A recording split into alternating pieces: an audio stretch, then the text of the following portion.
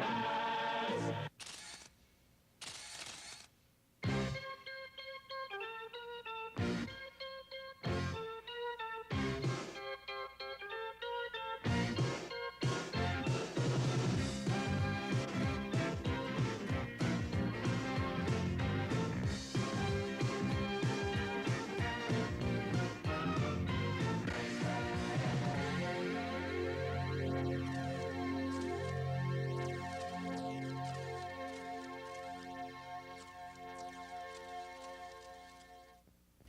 This week's Snapshot features the Walkersville High School boys basketball program. The Lions are led by first-year head coach Mike MUMMERT, who takes over a very successful program directed for years by Dave Miller.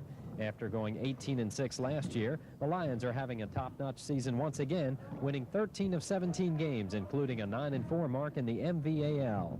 Running a fast-paced offense, Walkersville averages 77 points a game, while shooting 47% from the field and 35% from three-point land. At the other end of the court, the Lions run an aggressive man-to-man defense with frequent full-court pressure, allowing opponents only 67 points a game on 42% shooting. In 1994, with 8 seniors and 4 juniors, the Walkersville boys basketball program is gaining momentum going into the postseason playoffs.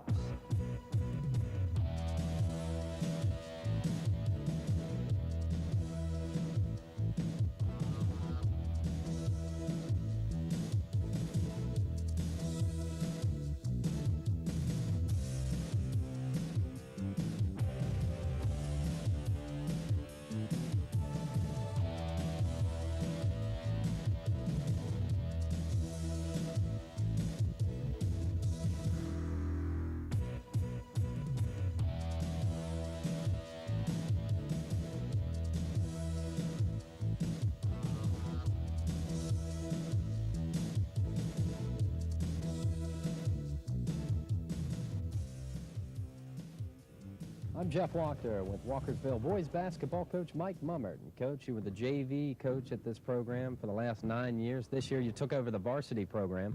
Was it a difficult adjustment moving from the junior varsity up to the varsity level? Adjustment-wise, I think Coach Miller had prepared me very well for a varsity coaching position, and it's something I've been looking forward to and something that was my goal for a long time. So I've been preparing myself for this situation. So adjustment-wise, there's a lot of the smaller headaches involved as far as all the paperwork and all the assignments that go along with the coaching job. But the actual basketball part of it is, there wasn't a whole lot of a change that was made from the JV to varsity level. You had to make a big change as far as the offense goes. Last year, Coach Miller had a lot of big players. This year, you didn't have so many big players. How did you change the offense? Well, I give these guys a little more freedom and flexibility to create on the floor. Each year we try to put all the players in the best possible position for them to be successful in. So we always sit down and try to look through the players we have and the talent we have and try to make sure we can always use our offense to utilize our strengths. So that's what we're doing this year, more of a not quite as structured of an offense, and give them a little more freedom to make decisions and take advantage of what they see is necessary to get the ball in the hole. You use basically 10 players in your rotation. It's got to help having that kind of depth. Absolutely. Anybody who watches us play always make the comment we have some interchangeable parts. I have a lot of people out there contributing. They all have accepted their roles very well and are contributing to our success. And the style of play that we try to utilize, we have to use a lot of players and keep a lot of fresh people in and out and sort of keep the pressure on people. So having that many players that can contribute is definitely an asset. The guards are very important to this program. They do most of the scoring here, averaging close to 50 points. But also important is the big man game, and you use 4 or 5 in that rotation. And certainly, as anybody knows, it takes 5 out there working together to be successful, and our big people inside have to hold a stalemate and have to keep the other big people off the boards in order for our guards to be able to take advantage of their scoring opportunities. So, we definitely do a lot of scoring with our guards, but it's not like they're the only people who are out there working. The big men have to do their part, and they're doing a great job for us this year. One of your biggest rivals is Middletown. You lost to them in the first meeting this year. You came back and beat them the second time in triple overtime in what was a very exciting game. What adjustments did you make from the first game to the second? Well, the first game, we thought the first half in particular, we didn't do a very job defensively taking care of positioning work, and we were focusing a lot of attention on their big players and doing some rotation off of people onto others. And to give them credit, they found the open people quite often. The people we were rotating people off of to help out on other big guys, they found them very well, and they got some easy scoring opportunities on us early, so we decided the second time we weren't going to try to cut down such easy opportunities for them and make them try to work a little harder on offense for their scoring opportunities. So that seemed to help out quite a bit the second time we met. After that big victory, you lost 2 straight games. Did playing Middletown and getting that big victory take a lot out of your team? Certainly. As much as you caution the players after a big win like that, like you got to keep on playing and keep on improving, you know, it was an emotional high for them, and it's always tough to get prepared. And, you know, it's not like we lost to 2 teams we shouldn't have lost to. North Hagerstown and South Hagerstown have very good teams, and we played them hard. It's not like we fell apart or anything. Played them hard. We just weren't quite as successful. And it was a combination of coming off a big win, plus they were 2 good basketball teams, and just happened to run into 3 tough ones in a row and won 1 of 3, and that's the way it goes sometimes. Your team compiles some pretty good stats on the basketball court, but one of the biggest stats in this program is in the classroom. Yeah, they are very, I mean, they're super kids to work with. They're very talented on the floor and in the classroom.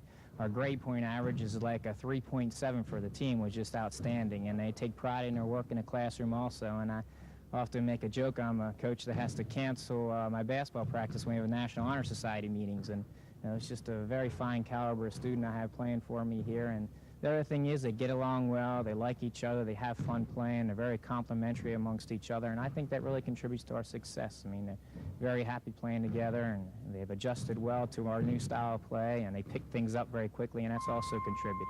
Okay, well, thanks a lot for being with us. Good luck the rest of the way. Thank you very much. And now meet senior co-captain Jason Rummel. Jason, you average 16 points a game, but you also have a high average of steals with 5 a game. Your defense is very intense. Why do you give defense such a top priority? Well, when I was a freshman, my coach, John Sanuda, basically said if you didn't play defense, you weren't going to play. And pretty much ever since then, I've just prided myself on playing defense and guarding the best player pretty much. So, yeah, I owe it all to Coach Sanuda. You, as you said, guard the best player on the opponent's team. Do you thrive on that role? Oh, yeah, it's just, you know, it's just to give me a new challenge every game. And, yeah, pretty much I just pride myself on playing or guarding the best player. Does your defense help you with your offense, with the transition game? Yeah, playing, you know, it gets me moving a lot on defense, which opens up, you know, gets me moving on offense more, and, you know, just things just happen, I guess. So.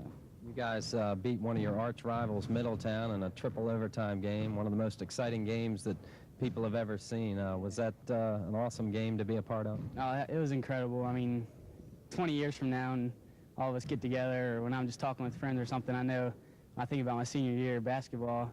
It's pretty much the only thing I'm going to be talking about, probably, beating Middletown. Everybody, I mean, dream about beating Middletown, and yeah, it's just an incredible feeling. Well, thanks a lot for being with us. Good luck the rest of the way, too. Thank you. And now meet senior Jermaine Ballard. Jermaine, last year you played more of a structured type of offense.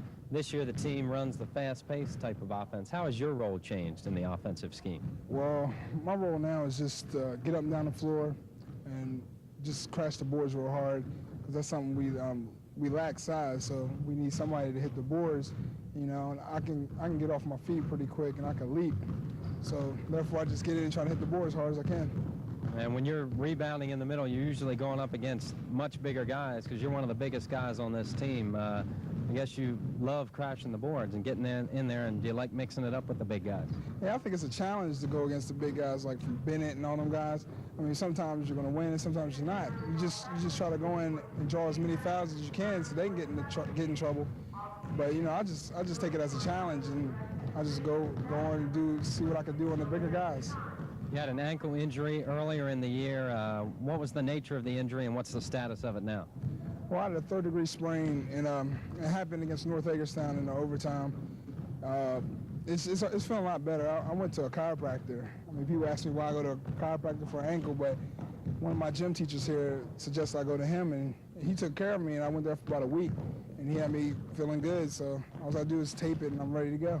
So you'll be okay for the playoffs? Yeah, I'll be fine. I'll be ready to go for playoffs. Okay, you guys missed several games and a lot of practices because of the inclement weather in the area. Now, that layoff had to help you personally because of your ankle injury, but how did it affect the team?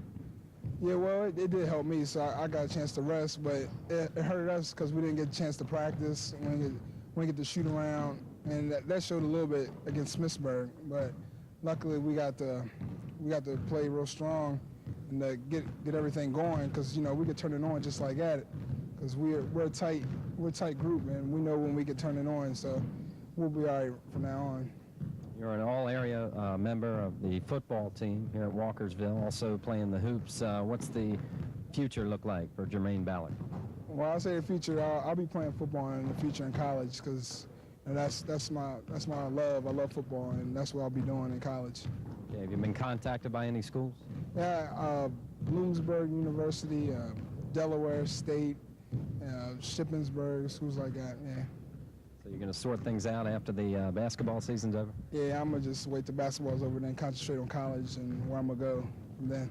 Okay, well, thanks a lot for being with us. Good luck the rest of the season. All right, thank you. And now we have with us senior point guard Adam Martin. Adam averages close to 13 points a game and 6 assists. Adam, this year you have a 10-man rotation that is that a comfort to you, knowing that you have interchangeable parts? Yeah, it is, actually, because we're a team that likes to press a lot, and we like to get up and down the floor, so it's good to know that you got some fresh bodies coming in off the bench and when we're tired out there. In the Middletown game, you hit some big shots. Are you the go-to guy in tough situations when you need a key bucket? Well, I like to take the shot at the end of the game. I really had no choice in Middletown. There was about 1 second left. I had to let go of the ball, and it just went in. So we're just fortunate that that shot went in. It was fun. Kind of unconscious, right? Yeah, I just let it go. Okay, you guys are very close off the court. Does that help you having that type of a friendship with the rest of the players to be a cohesive unit on the floor? Yeah, actually it does. Last year we weren't this tight as we are this year. Early in the season, we had a tournament down in La Plata, and we stayed there the whole weekend. I think that really helped us out a lot. We got to know each other. That is, the juniors and the seniors got to know each other. The seniors have been playing together ever since the 7th grade, so we're pretty tight. We're friends on and off the court. You play tennis as well, in addition to the basketball, and this team averages like a 3.7 grade point average. Says a lot for you and your teammates to have that high of a GPA. Yeah, it does. Coach Mummert really stresses hitting the books first. In fact, I can't even remember a practice where everybody was here to start the practice. Usually 2 or 3 people stay after, getting extra help, and it really shows off in our grades. Okay, what's the future look like for you as far as college goes? Have you been contacted by a lot of colleges? Mostly I'm talking to Division III schools, but just recently I've been in touch with some Division II schools, so things are looking bright, and hopefully I'll be playing Division II somewhere around here, hopefully on the East Coast somewhere. How about tennis? Tennis or basketball, or both maybe in college? I've only talked to one school that wants me to play tennis, but I'd do it. I love to play tennis too, and if college wanted to be that bad, I'd probably play both tennis and basketball. Okay, what's your outlook for the playoffs coming up for Walkersville? Well, personally, I don't know about Coach Mummert. Personally, I want to play Middletown again. That would be a great game here, or I guess it would be at Middletown. But I'd like to play them again, and hopefully we can win our region and get down to Cole. That's the main objective. Okay, well, good luck in achieving that goal, and thanks a lot for being with us. Thank you. Appreciate it. Coming up on the Frederick Scoreboard Show, we'll have more local highlights, including our Fredericktown Bank Play of the Week. So please, stay with us.